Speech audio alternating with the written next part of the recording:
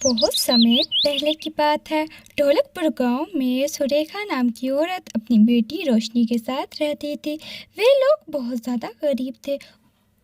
कुछ वर्ष पहले ही सुरेखा के पति का निधन हो गया था। सुरेखा लोगों के घरों में खाना बनाने का काम किया करती थी और इससे जो पैसे मिलते उससे घर का गुजारा चलाती। रोशनी के 2 समय का खाना खिलाना, स्कूल की फीस जमा करना और उसकी छोटी मोटी ज़रूरियात को पूरा करना सुरेखा के लिए बहुत ज़्यादा मुश्किल था। फिर एक दिन रोशनी अपनी माँ से कहती है, माँ, मेरी दोस्त सपना का जन्मदिन है। वह बहुत ज़्यादा अमीर है। उसने मुझे इनवाइट किया है, लेकिन मेरे पास तो एक भी अच्छा ड्रेस नहीं है। क्या आप मुझे एक ड्रेस दिला दोगी ताकि मैं उसकी बर्थडे पार्टी पर पहनकर जा सकूं और मेरी इंसल्ट भी ना हो?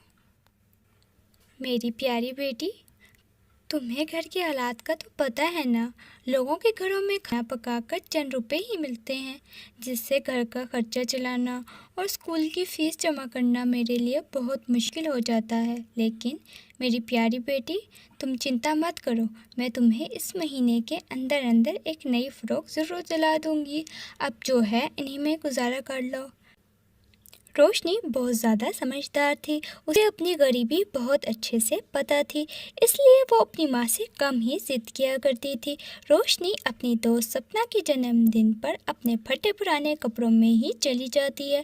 सपना के जन्मदिन पर सब ने बहुत ही ज़्यादा ब्रांडेड कपड़े पहने थे और सबके हाथ में बहुत ही महंगे महंगे तोहफे भी थे, लेकिन रोशनी खाली हाथ ही सपना की बर्थडे पार्टी में चली जाती है। सपना की बर्थडे पार्टी में आई हुई सारी लड़कियां रोशनी का मजाक उड़ाने लगती है। इससे अच्छे कपड़े तो हमारे घर की नौकरानी पहनती है, लेकिन इसकी औकात तो हमारी नौकरानी जितनी भी नहीं है और आ गई इतनी बड़ी बर्थडे पार्टी में खाली हाथ। और सपना देख, हम लोग तेरे लिए कितने महंगे महंगे गिफ्ट लेकर आए हैं। अरे यार, ये पढ़ाई में अच्छी है, इसलिए मैंने इसे अपना दोस्त बनाकर रखा है। मैं भी इससे दोस्ती नहीं करती क्योंकि ये इतनी ज़्यादा गरीब है। ये मेरी ग़ुलाम है, मैं जैसा कहती हूँ वैसा ही करती है। मेरे स्कूल का काम भी समय पर कर देती है, इसलिए इसे दोस्त बनाकर रखा है, वरना तुम्हारी तरह मुझे भी गरीबों से बहुत ज़्यादा नफ़रत है। सपना, आज तुमने मेरा दिल तोड़ दिया है। तथा तुम इन अमीर लड़कियों की तरह नहीं हो। तुमने मेरी ईमानदारी देखकर और साफ मन देखकर मुझसे दोस्ती की है, लेकिन नहीं, तुमने तो अपना होमवर्क करवाने के लिए मेरे से दोस्ती की है। दोस्ती अमीरी और गरीबी देखकर नहीं की जाती, लेकिन ये तुम नहीं समझोगी। तुम्हें अपने अमीर होने पर बहुत ज़्यादा घमंड है।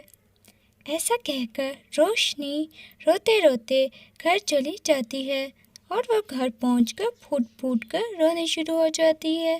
तभी रोशनी की माँ पूछती है तो रोशनी अपनी माँ को सारी बात बताती है। सुरेखा रोशनी को दिलासा देती है और कुछ दिन ऐसे ही बीत जाते हैं। फिर एक दिन छुट्टी हो जाने के बाद रोशनी और सपना घर जा रही थी, तभी वहाँ से एक बूढ़ी औरत सर पर गठरी लिए घर जा रही होती है। लेकिन बूढ़ी औरत के सर पर इतना बोझ था, उससे ठीक से चला भी नहीं जा रहा था। ये देखकर रोशनी उसके पास जाती है और बोलती है, लाएं दादी, ये बोझा आप मुझे दे दीजिए, मैं आपको आपके घर तक छोड़ देती हूँ। ये लो बेटा, बस ये मेरा घर करीब ही है। तभी सपना बोलती है, रोशनी, ये तू क्या कर रही है? तूने घर नहीं जाना? हाँ, तुम्हें दिख नहीं रहा दादी जी से चला नहीं जा रहा? हमें इनकी मदद करनी चाहिए। हमें मुसीबत में आए हुए तमाम इंसानों की मदद करनी चाहिए। यही इंसानियत होती है। और तुम्हें इतनी देर हो रही है तो तुम घर चली जाओ। ठीक है, ज़्यादा बकबक मत कर। मुझे भी कोई शौक़ नहीं है तेरे साथ घर जाने का। वो तो घर जाने का सिर्फ एक ही ये रास्ता है, इसलिए मैं तेरे साथ जा रही हूँ। सपना रोशनी से ऐसा कह रही होती है, वो बूढ़ी औरत एक सुंदर सी परी में तब्दील हो जाती है और वो परी रोशनी से कहती है, रोशनी, तुम बहुत ही अच्छी लड़की हो, तुम्हारा दिल बहुत ही साफ़ है। तुम्हें एक बूढ़ी औरत नज़र आई और तुमने उसकी मदद की। सपना, तुम बहुत बुरी हो। रोशनी, मैं तुम्हें अपनी जादुई दुनिया में लेकर जाना चाहती हूँ। वहाँ पर मेरी जादुई फ्रॉक की 3 नदियाँ हैं। वहाँ जाकर तुम्हें बहुत अच्छा लगेगा। वो नदियाँ बहुत ही ज़्यादा सुंदर हैं। परी की बात सुनकर रोशनी बहुत ज़्यादा खुश होती है। वहीं सपना सोचने लगती है, देखो तो उस गरीब की किस्मत, अब ये परी के साथ परी की दुनिया में जाएगी। परी की दुनिया कितनी ज़्यादा सुंदर होती है और ये परी उस जादुई फ्रॉक की नदी भी दिखाएगी जो कि बहुत ज़्यादा सुंदर है। इस गरीब के तो मज़े ही आ गए। परी जी, अगर आप बुरा ना माने तो मैं अपनी दोस्त सपना को भी आपकी दुनिया में ला सकती हूँ। ठीक है, अगर तुम अपनी दोस्त सपना को हमारे साथ लाना चाहती हो तो शौक़ से लाओ, लेकिन एक बात का हमेशा ध्यान रखना, वहाँ जाकर किसी भी चीज़ का लालच मत करना, वरना उसका अंजाम अच्छा नहीं होगा। वह परी सपना और रोशनी को अपने साथ अपनी दुनिया में ले जाती है। सपना और रोशनी वहाँ जाकर सुंदर सुंदर नज़ारे देखकर बहुत ज़्यादा खुश होती है। कुछ दूर चलने के बाद सपना और रोशनी को परियों की जादुई फ्रॉक की 3 नदियाँ नज़र आती हैं। एक नदी के पास सोने का फ्रॉक था, दूसरी नदी के पास चांदी का फ्रॉक था, वहीं तीसरी नदी के पास फटा पुराना बहुत ही बेकार सा फ्रॉक था, जिन्हें देखकर सपना और रोशनी चौंक जाती हैं।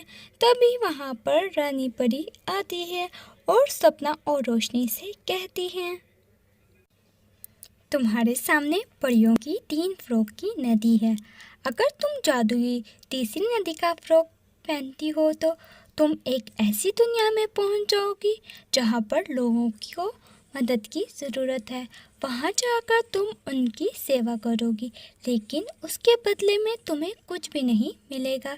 लेकिन अगर तुम जादुई सोने और चांदी की फ्रॉक पहनती हो तो तुम्हें सारी धन दौलत मिलेगी।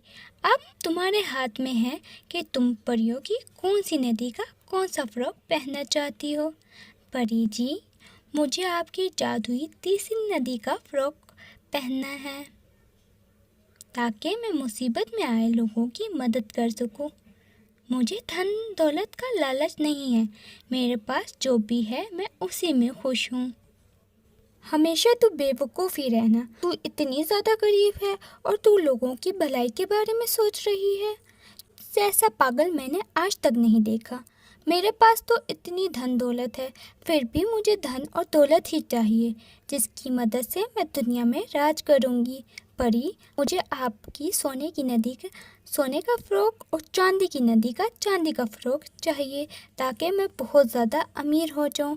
परी रोशनी को तीसरी नदी का फटा पुराना फ्रॉक पहनने को देती है, जिसको पहनकर रोशनी बहुत ज़्यादा सुंदर हो जाती है और उसके सामने धन दौलत का अंबार लग जाता है। जैसे ही सपना सोने की नदी का फ्रॉक पहनती है तो वो बहुत ज़्यादा बदसूरत हो जाती है, और वो जादुई चांदी का फ्रॉक पहनती है तो उसके चेहरे पर बहुत ज़्यादा निशान आ जाते हैं। तभी परी कहती है, तुम जानती हो तुम इतनी ज़्यादा बदसूरत क्यों हो गई? तुमने धन दौलत का लालच किया और मैंने तुम्हें पहले ही बताया था कि वहाँ जाकर तुम्हें लालच नहीं करना। अपनी दोस्त को देखो, उसके पास कुछ भी नहीं था, वो गरीब थी, फिर भी उसने दूसरों की मदद करने का फ़ैसला किया, धन दौलत का लालच नहीं किया। परी जी, सपना को पहले की तरह ठीक कर दें, मैं अपनी दोस्त को इस हालत में नहीं देख सकती। रोशनी, तुम कितनी अच्छी हो, मैंने तुम्हारे साथ कितना बुरा व्यवहार किया, भी अपना दोस्त नहीं समझा। तुम मेरे लिए इतना सब कुछ कर रही हो, मुझे माफ़ कर दो। सपना रोशनी से सच्चे दिल से माफ़ी मांगती है। जैसे ही सपना रोशनी से माफ़ी मांगती है, वो पहले की तरह सुंदर हो जाती है और सपना रोशनी को अच्छा और सच्चा दोस्त बना लेती है। अब वो लोग हंसी खुशी अपना जीवन व्यतीत करने लगते हैं। दोस्तों, कैसी लगी हमारी स्टोरी? अगर हमारी स्टोरी अच्छी लगी हो तो हमारे चैनल जुगनू हिंदी कहानी को सब्सक्राइब करना मत भूलना और वीडियो को लाइक शेयर भी कर देना, साथ में बेल आइकन भी दबा देना। तो मिलते हैं नई स्टोरी के साथ।